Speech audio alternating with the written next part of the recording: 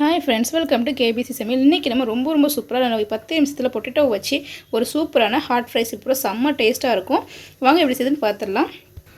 வீடியோக்குள்ளே போகிறதுக்கு முன்னாடி நம்ம சேனல் ஃபஸ்ட் டைம் நீங்கள் பார்க்குறீங்கன்னா சப்ஸ்கிரைப் பண்ணிக்கோங்க. பக்கத்தில் இருக்கிற பெல் ஐக்கானை கிளிக் பண்ணி அதில் ஆல் ஆப்ஷன் சேவ் பண்ணி வச்சுக்கோங்க. அப்போ தான் நான் போடக்கூடிய ஒவ்வொரு வீடியோஸும் நோட்டிஃபிகேஷனாக வரும். சப்ஸ்கிரைப் பண்ணால் பார்க்குற புது வியூவர்ஸும் மறக்காமல் சப்ஸ்கிரைப் பண்ணி சப்போர்ட் பண்ணுங்கள். வாங்க வீடியோக்குள்ளே போகலாம். வந்து ஒரு சின்ன உருளைக்கிழங்கு 3 உருளைக்கிழங்கா தோல் எடுத்து வெட்டி இந்த மாதிரி நல்லா அவிச்சு வந்து வச்சுருக்கிறேன். நல்லா வேக வச்சு நல்லா மசிச்சு இந்த அளவுக்கு நல்லா வேக வச்சு வந்து வச்சுருக்கிறேன். இதை நல்லா வந்து மசிச்சு எடுத்துப்போம். நீங்கள் இந்த மாதிரி மேஷர் இல்லைன்னா ஃபோர்க்கு ஏதாவது வச்சு நல்லா மசிச்சு எடுத்துக்கோங்க. நான் வந்து கொஞ்சமாக தான் வந்து ஸ்நாக்ஸ் வந்து செய்கிறேன். அதனால் கொஞ்சமாக வந்து உருளைக்கிழங்கு வந்து எடுத்துருக்கிறேன். நீங்கள் எவ்வளோ செய்கிறீங்களோ அதுக்கு தகுந்த மாதிரி உருளைக்கிழங்கோட அளவுகளை கூட்டியோ குறைச்சியோ சேர்த்துக்கோங்க. நல்லா கட்டி இல்லாமல் நல்லா ஸ்மூத்தாக மசிச்சு விட்டுக்கலாம். இந்த அளவுக்கு நல்லா வந்து மசிச்சு விட்டாச்சு. இந்த உருளைக்கிழங்குல 1/4 ஸ்பூன் மஞ்சள் தூள், தேவையான அளவுக்கு உப்பு, 1/4 ஸ்பூன் சீரகத்தூள், 1/2 ஸ்பூன் மல்லித்தூள், 3/4 ஸ்பூன் வத்தல் தூள். நீங்கள் உங்கள் காரத்துக்கு தகுந்த மாதிரி சேர்த்துக்கோங்க. 1/2 ஸ்பூன் சாட் மசாலா. நம்ம சாட் மசாலா சேர்க்கும்போது ஃப்ளேவர் நல்லாயிருக்கும். 1/4 ஸ்பூன் கரம் மசாலா, 1/2 ஸ்பூன் இஞ்சி பூண்டு பேஸ்ட், ஒரு 1/4 கப் அளவுக்கு கார்ன்ஃப்ளவர், கட் பண்ணி வச்சிருக்கிற கொத்தமல்லி இலை. இப்போ எல்லாத்தையும் சேர்த்து நல்லா மிக்ஸ் பண்ணிவிட்டோம். தண்ணி எதுவுமே சேர்க்க தேவையில்லை. அந்த உருளைக்கிழங்கோட ஈரப்பதத்திலே நல்லா மிக்ஸ் பண்ணிக்கலாம். தண்ணி சேர்த்துட்டோன்னா ஒழுங்காக வந்து வராது. ஃபஸ்ட்டு மிக்ஸ் பண்ணும் போது கொஞ்சம் தண்ணி இல்லாத மாதிரி இருக்கும். மிக்ஸ் பண்ண கரெக்டாக வந்துடும். இப்போ இந்த அளவுக்கு நல்லா வந்து மிக்ஸ் பண்ணியாச்சு. நான் தண்ணி எதுவுமே சேர்க்கவே இல்லை. இந்த அளவுக்கு நல்லா மிக்ஸ் பண்ணியாச்சு. அதில் வந்து கவுண்டர் டாப்பில் கொஞ்சமாக வந்து எண்ணெய் வந்து சேர்த்துக்கலாம். நல்லா வந்து தேய்ச்சி விட்டுடுவோம் ஒட்டாமல் வரதுக்காக.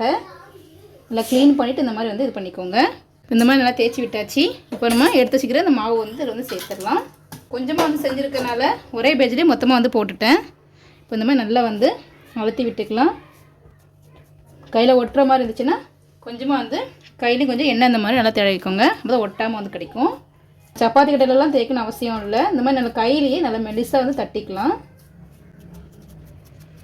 ரொம்பவும் கனமாக இல்லாமல் ரொம்பவும் மெலிசாக இல்லாமல் நல்லா மீடியமான கனத்தில் வந்து தட்டி எடுத்துப்போம்.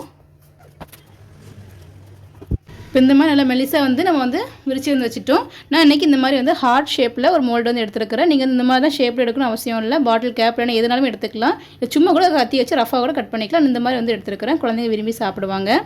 இப்போ வந்துட்டு இந்த மாதிரி வந்து கட் பண்ணிக்கலாம்.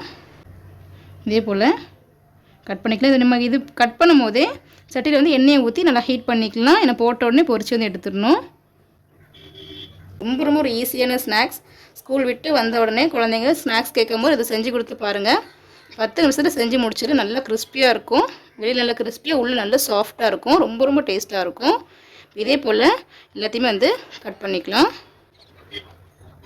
இப்போ எல்லாத்தையுமே இந்த மாதிரி கட் பண்ணி எடுத்துட்டேன். பாருங்கள், இந்த ஷேப்பில் பார்க்கவே ரொம்ப அழகாக இருக்குது. குழந்தைங்க விரும்பி சாப்பிடுவாங்க. இந்த கணத்தில் தான் இருக்கணும். ரொம்ப வந்து மெல்லிசாவும் வேண்டாம், ரொம்ப வந்து கனமாகவும் இருக்க வேண்டாம். உள்ளே வந்து வேகாமல் இருக்கும், நல்லா இருக்காது. பாருங்கள், பார்க்கவே அவ்வளோ சூப்பராக இருக்குது. இப்போ இதே வந்து எல்லாத்தையும் வந்து எடுத்துடலாம். இந்த எக்ஸஸாக இருக்கிற மாவு வந்து வேஸ்ட் பண்ணிட வேண்டாம். மறுபடியும் போட்டு நம்ம திரட்டி வந்து தேய்ச்சி எடுத்துப்போம். கடையில் வந்து எண்ணெய் சேர்த்து நல்லா சூடு பண்ணிவிட்டேன். இப்போ நம்ம போட்டு பொரிச்சு எடுத்துக்கலாம். ஆயில் நல்லா ஹீட் பண்ணிவிட்டு ஸ்டவ் வந்து மீடியம் ஃப்ளேமில் வந்து வச்சுக்கோங்க. இந்த மாதிரி போட்ட உடனே பபிள்ஸ் வந்து வரணும். கரெக்டான சூடில் வந்து இருக்கும். ரொம்பவும் ஹை ஃப்ளேமில் வச்சு பொரிக்காதீங்க, கட்டுன்னு வந்து கரிஞ்சிடும். மீடியம் ஃப்ளேம்லேயே வச்சு பொரிங்க. அது நல்லா கிறிஸ்பியாக வந்து கிடைக்கும். ஏற்கனவே வேக வச்ச உருளைக்கிழங்குனால ரொம்ப நேரம் நம்ம வேக வைக்கணும் அவசியம் கிடையாது. நல்லா மொறுமொறுப்பாக வந்தால் மட்டும் போதும். நீங்கள் உருளைக்கிழங்குக்கு தகுந்த மாதிரி கார்ன்ஃப்ளவர் வந்து கூடவோ குறையவோ சேர்த்துக்கோங்க. கார்ன்ஃப்ளவர் நீங்கள் ரொம்பவும் கம்மியாக சேர்த்துட்டிங்க அப்படின்னா உருளைக்கிழங்கு வந்து நம்ம எண்ணெயில் போட்ட உடனே உடைய ஆரம்பிச்சிடும். கரெக்டான அளவில் கார்ன்ஃப்ளவர் எல்லாமே சேர்த்துக்கோங்க. தீயோட சூடு ரொம்பவும் கம்மியாகவும் இருக்கக்கூடாது. ரொம்ப கம்மியாக இருந்துச்சு அப்படின்னாலுமே நமக்கு வந்து போட்ட உடனே உடைய ஆரம்பிச்சிடும். உங்கள் கடையோட அகலத்தை பொறுத்துட்டு ஒரு தடவையோ 2 தடவையோ போட்டு பொரிச்சு எடுத்துக்கோங்க. போட்ட உடனே பிரட்டி போடாமல் இந்த மாதிரி கொஞ்சம் மேலே வந்ததுக்கப்புறம் மெதுவாக பிரட்டி போட்டுக்கோங்க. போட்ட உடனே பிரட்டி போட்டிங்கன்னா உடைய ஆரம்பிச்சிடும். ரொம்ப சூப்பராக இருக்கும். செம்ம டேஸ்ட்டாக இருக்கும். ரொம்ப ஈஸியான ரெசிபி. நிறைய பொருள் சேர்க்கணும், வெங்காயம் தக்காளிலாம் போடணும் அவசியம் இல்லை. மீடியம் ஃப்ளேமில் வச்சு பொரிச்சு எடுத்துக்கோங்க. அப்போ தான் எண்ணெய் குடிக்காமல் இருக்கும். ரொம்ப லோ ஃப்ளேமில் வச்சு பொரிச்சிட்டிங்கன்னா எண்ணெய் ரொம்ப குடிக்கும்.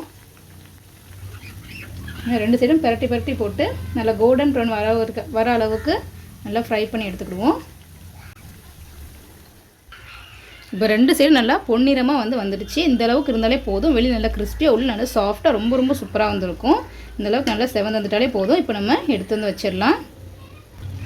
நல்லா எண்ணெயை நல்லா வடிச்சிட்டு எடுத்து வந்து வச்சுருவோம். குழந்தைங்க ஸ்கூல் விட்டு வந்தோடனே ஸ்நாக்ஸ் கேட்கும் போது லீவில் இருக்கும் போதெல்லாம் செஞ்சு கொடுத்து பாருங்கள். ரொம்ப ரொம்ப ஈஸியான ரெசிபி. டேஸ்ட் அவ்வளோ சூப்பராக வந்திருக்கும். இப்போ எல்லாத்தையும் எடுத்து வச்சாச்சு. இப்போ மீதி இருக்குது இதே போல் பொரிச்சு வந்து எடுத்துப்போம்.